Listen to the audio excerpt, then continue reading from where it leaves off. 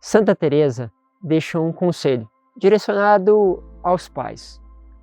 Ela diz o seguinte: pais, eu vos aconselho a olharem com quem os teus filhos se relacionam.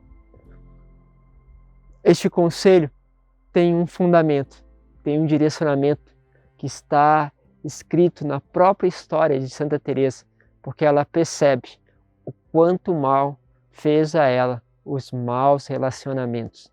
E é um pouquinho disso que quero falar com vocês. Quais são os relacionamentos que você está tendo?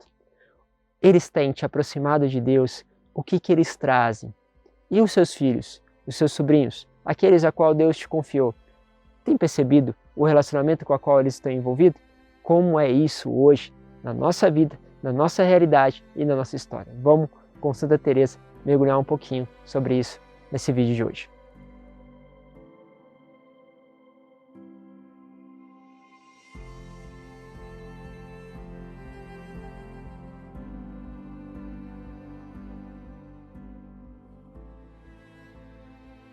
Santa Teresa, quando tinha por volta dos seus 13, 14 anos, acabou se envolvendo em distrações. Tivemos outra oportunidade de falar nisso num vídeo, e essas distrações acabaram tirando dela o desejo santo. E aí, para piorar a situação, ela percebe que os seus pais não conseguiram ajudá-la num ponto muito importante: as pessoas com a qual ela se relaciona. E olha que ela vai dizer o seguinte: meus pais tinham uma preocupação com quem entrava em minha casa. Quem entrava na nossa casa, eles vigiavam. Só que tinha algumas situações que já não era possível. E qual foram a primeira dificuldade? Era que os primos que ela convivia, eles não podiam impedir, né, os seus sobrinhos de irem até a casa. Foi aí que ela acabou, de certa forma, se perdendo. Ela fala assim, que eles falavam das suas, aquilo que eles aprontavam, aquilo que eles faziam errado, se gabavam daquilo que faziam errado, e ela escutava, ela começava a interagir com aquilo. Então, olha, sutilmente, outros valores, os pais tinham essa dimensão de não querer que valores errados entrassem na casa, mas não conseguiram impedir como um todo. Por quê? Porque entrou aí a dimensão familiar. E aí não conseguiam proibir que os primos frequentassem a casa. E eles começaram a falar dessas aventuras, dessas coisas erradas que eles faziam e tudo mais. Então isso foi introduzindo no coração dela um certo encanto, vamos dizer, por tudo isso. Não que ela fosse lá e caísse naquilo que são as travessuras, mas, de certa forma, aquilo passava a ser um meio da qual ela também começava a apreciar. Repare que o mal já tinha agido, deixando ela na dimensão das distrações. Agora o mal dá um pequeno cutucão. Vai fazer o que com ela? Vai fazer com que os relacionamentos provoquem isso. Então, entrou tudo isso. Bom, depois entrou uma pessoa, né, uma jovem, que era muito leviana, ou seja, tinha valores que não eram valores evangélicos, católicos, eram valores do mundo. Os pais lutaram muito para que ela não frequentasse a casa. Mas, lógico, essa jovem insistia, estava sempre por lá, sempre se aproximando.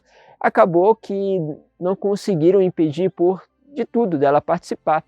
E Santa Teresa fala que ela acabou se apegando a essa jovem. E ali começou uma amizade, da qual ela percebeu que ela começou a entrar neste mundo dos cuidados. Cuidado com o cabelo, cuidado com a pele, cuidado com as unhas. Entende? Olha a sutileza que as coisas vão entrando. Então ela passou a entrar neste mundo dos seus cuidados, né? E ela percebeu que ela foi se prendendo a isso.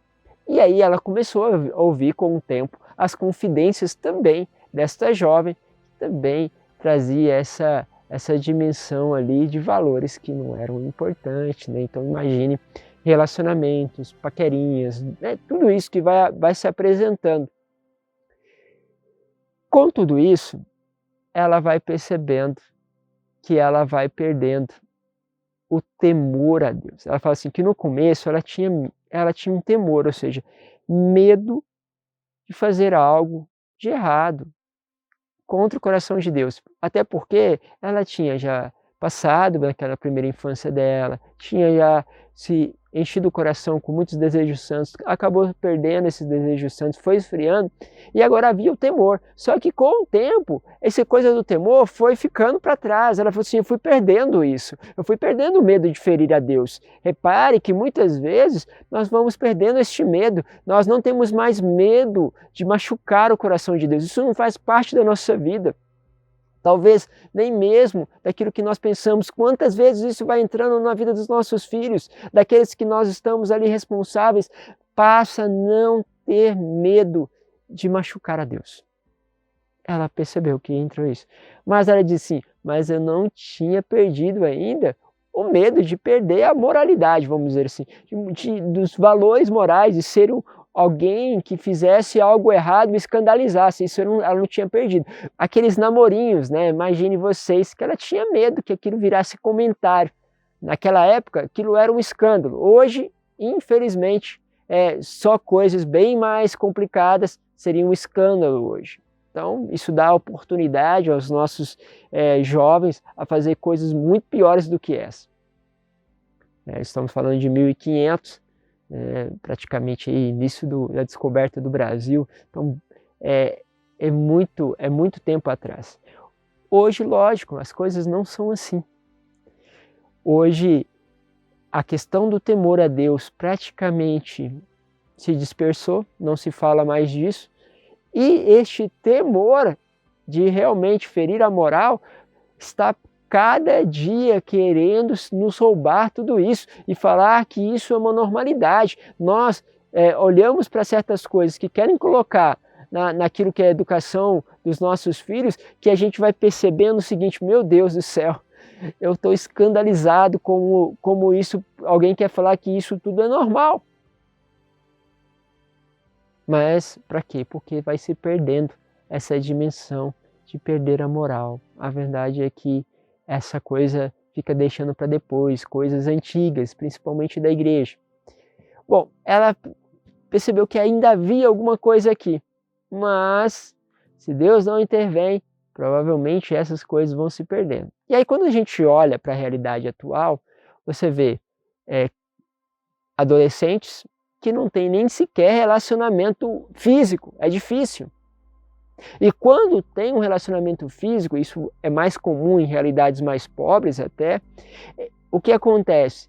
É envolvido de uma realidade de prostituição, de sexualidade totalmente sagrada. De tal forma que essas amizades vão produzindo uma vida sem qualquer temor a Deus e à moral. Mas entrou ali. Tem alguns pais que realmente têm tentado proteger. E aí é interessante, porque os meios modernos são cada vez mais eficazes, né? Agora a criança fica em casa, joga videogame, fica o dia inteiro lá. E agora os videogames têm interação. Então você conversa com outras pessoas. E aí um pai me disse assim: padre, olha só, nunca ensinei palavrão para os meus filhos, nunca ensinei. Ele nunca ouviu palavrão em casa. Mas ele, quando está bravo, é um monte de palavrão. Eu não sabia de onde aquilo tinha vindo. Aí, estava ouvindo e vendo ele jogar videogame e percebi que os palavrão e os xingos era tudo do videogame.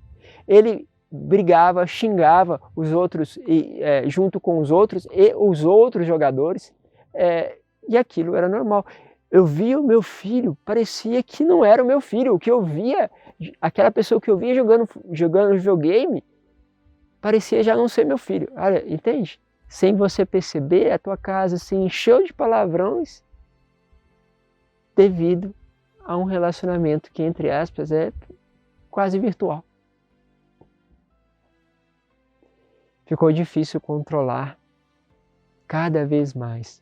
Por isso, as bases da vida espiritual, e ela dizia assim, Teresa, os pais deveriam se preocupar com as virtudes dos filhos. Os pais deveriam prezar por relacionamentos que tenham virtudes. Quais são os relacionamentos que você tem, que você percebe que são pessoas virtuosas, que buscam a virtude? É importante pensarmos isso. Quais são esses relacionamentos que você está propondo para os seus filhos? Porque, meus caros, convenhamos, se você, como pai, como mãe, possui relacionamentos virtuosos, é possível que essas pessoas tenham filhos que tenham virtude e que sejam boas companhias para o seu filho. Uma coisa vai puxando a outra. Se o pecado vai puxando outro pecado, a virtude vai atraindo outras virtudes. Assim é a vida. E aí que ela vai percebendo tudo isso e ela fala que a providência divina agiu na vida dela. Por quê? Porque depois de um casamento, os pais conheceram lá uma congregação onde tinha umas freiras e ela foi levada para estudar neste lugar, praticamente ali, vamos dizer assim, como um internato. Ali o que ela percebeu?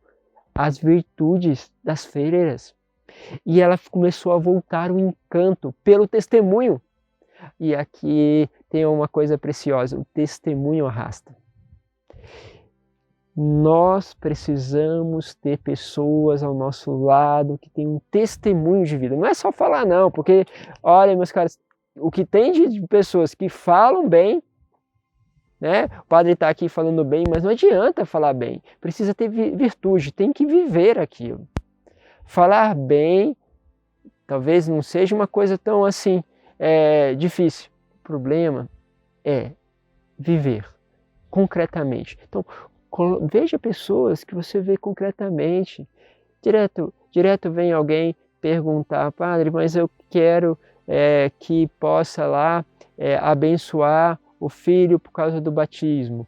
Mas os pais, os padrinhos, não têm casamento, não têm virtude como um preceito, no sentido de que olham, veem o sacramento, reconhecem o sacramento como importante. Como que se ele não reconhece o sacramento como importante, como que ele vai reconhecer o sacramento do batismo? E ali fica muito mais nessa coisa de amizade do que na coisa realmente da busca da virtude. Os exemplos, o seu filho precisa de exemplos. Precisa buscar esses exemplos. Mas pais, é lógico, vocês não conseguirão controlar tudo, talvez nem possa valer a pena controlar todas as coisas, mas precisa entender um pouco daquilo que são os relacionamentos que estão sendo construídos primeiro na sua vida, depois para que se torne exemplo na vida dos seus filhos, porque essas freiras foram um caminho da providência divina na vida de Santa Teresa. E já pensou se elas não existissem? Olha o conteúdo espiritual, as virtudes, as graças que nós teríamos perdido, porque o demônio teria roubado toda esta beleza já na infância. E aqui vai uma outra coisa.